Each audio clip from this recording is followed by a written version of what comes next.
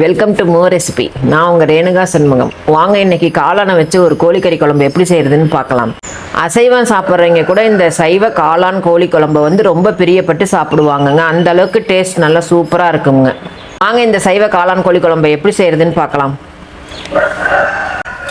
அடுப்பை பற்ற வச்சு ஒரு வடைச்சட்டியை வச்சு வடைச்சட்டி சூடாகட்டுங்க. இப்போ இதுக்கு தேவையான பொருளை வந்து வறுத்து எடுத்துக்குவோம். கடாய் சூடாயிடுச்சுங்க. இப்போ இது வறுக்கிறதுக்கு உண்டான எண்ணெய் அதில் நம்ம ஊற்றுறோம். ஒரு ஸ்பூன் ஆயில் ஊற்றுறோம். சூடாயிடுச்சுங்க. இப்போ நம்ம இதுக்கு தேவையான பொருளை போட்டு வறுக்கிறோம். ஒரு ஸ்பூன் சோம்பு சேர்க்குறோம். மிளகு ஒரு ஸ்பூன்,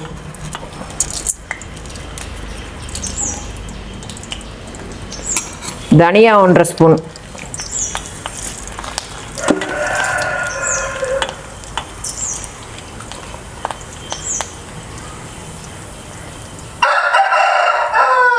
சீரகம் 1/2 ஸ்பூன்,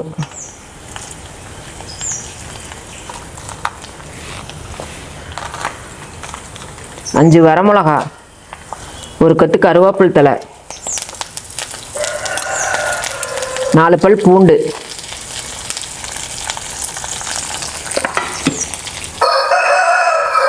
மூணு பட்டை, 2 ஏலக்காய், 3 கிராம்பு எல்லாத்தையும் போட்டு நல்லா வறுக்கிறோம். இப்போ இதெல்லாம் நல்லா பொன்னிறமாக வறுத்து எடுக்கிறோங்க. இது வறுத்து எடுத்ததுக்கப்புறம் இது கூடவே நம்ம ஒரு அரை மூடி தேங்காய் சேர்க்குறோம்.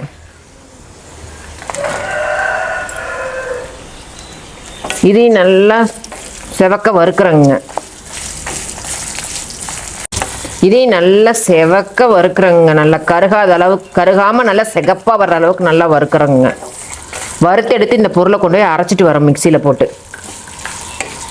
மசாலா நல்லா வறுத்தாச்சுங்க. இங்கே பாருங்கள், நல்லா இந்த பதத்துக்கு நல்லா நல்லா பொன்னிறமாக இப்படி நல்லா வறுத்து எடுத்துக்கிடுங்க. இதையை நல்லா இந்த மாதிரி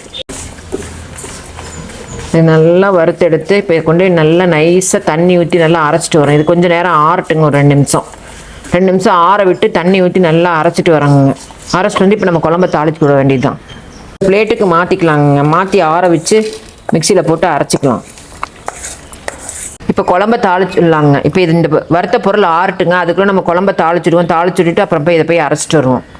இப்போ சட்டி வச்சாச்சு. சட்டி வந்து காஞ்சிருச்சு. இப்போ எண்ணெய் ஊற்றுறோம். இதுக்கு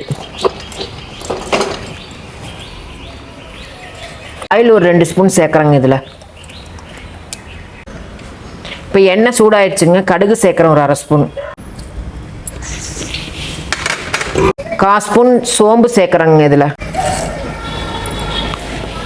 மீடியம் சைஸ் 2 பெரிய வெங்காயம் கட் பண்ணி வச்சுருக்கிறத சேர்க்குறேங்க.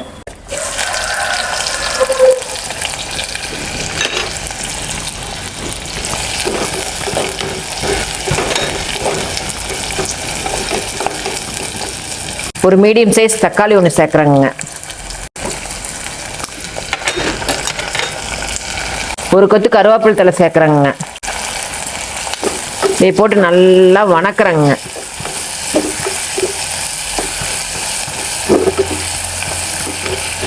நல்லா வணங்கிட்டுங்க. இது இந்த வணங்கிட்டு இருக்க கேப்பில் நம்ம இதை வந்து மிக்சியில் போட்டு அரைச்சிட்டு வந்துடுவோங்க. வணங்கிட்டுங்க. இப்போ நம்ம வறுத்து வச்சிருக்கிற மசாலாவை கொண்டு போய் நல்லா தண்ணி ஊற்றி நைஸாக நம்ம அரைச்சிட்டு வரலாங்க. அது வரைக்கும் இது நல்லா வணங்கிட்டு இருக்கட்டும். இந்த வெங்காயம் தக்காளி பாருங்க, வெங்காயம் தக்காளி எல்லாம் நல்லா இப்படி வதங்கிடணுங்க. வதங்கினதுக்கப்புறம் இப்போ நம்ம இது கூட காளானை சேர்க்குறோம். காளானை இப்போ சேர்க்க போகிறோம்.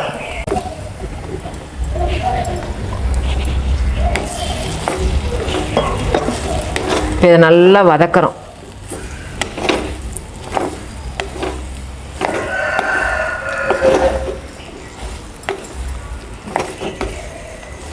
இதை நல்லா வணங்கினதுக்கப்புறம் நம்ம அரைச்சி வச்சிருக்கிற மசாலாவை தூக்கி இதில் ஊற்றுறோம். இது நல்லா இப்போ வதங்கிடுச்சுங்க. இப்போ நம்ம அரைச்சிட்டு வந்து வச்சுருக்கிற மசாலாவை வந்து எடுத்து இதில் வந்து சேர்க்குறோம். மசாலா நல்லா பாருங்கள், நல்லா அரைச்சிட்டு வந்துட்டேன் பாருங்கள். இந்த பதத்துக்கு நல்லா நைஸாக எடுத்துகிட்டு வரணுங்க அரைச்சி. இப்போ இதில் நம்ம சேர்க்க போகிறோம். மசாலாவை இதில் சேர்க்குறோம்.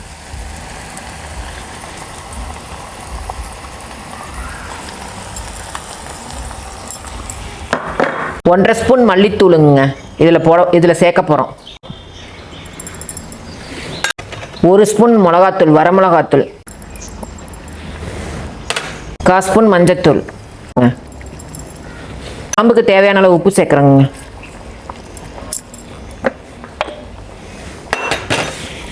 இதுக்கு அளவாக தண்ணி ஊற்றி நல்லா கொதிக்க வச்சு எடுக்கிறோம்.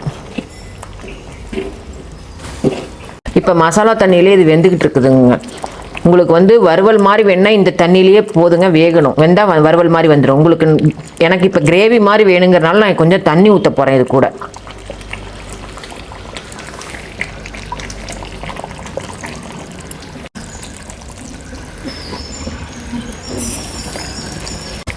இங்கே பாருங்கள், இப்போ நல்லா குழம்பு கொதித்து வந்துட்டுருக்குதுங்க. இப்போ நம்ம ஒரு மூடி போட்டு மூடுறோங்க. மூடி ஒரு 1/4 மணி நேரம் நல்லா தண்ணி எண்ணெய் திரண்டு வர அளவுக்கு நல்லா சுண்டுட்டுங்க. அடுப்பை சிம்மில் வச்சு வைப்போம். இப்போ மூடி போட்டு மூடி இருக்கங்க. இப்போ எண்ணெய் திரண்டு வர அளவுக்கு நல்லா வேகட்டுங்க குழம்பு. அடுப்பு கொஞ்சம் சிம்மில் வைப்போம் ஒரு 20 நிமிஷம். 20 நிமிஷம் ஆயிடுச்சுங்க. வாங்க வெந்துருச்சான்னு ஓப்பன் பண்ணி பார்க்கலாம்.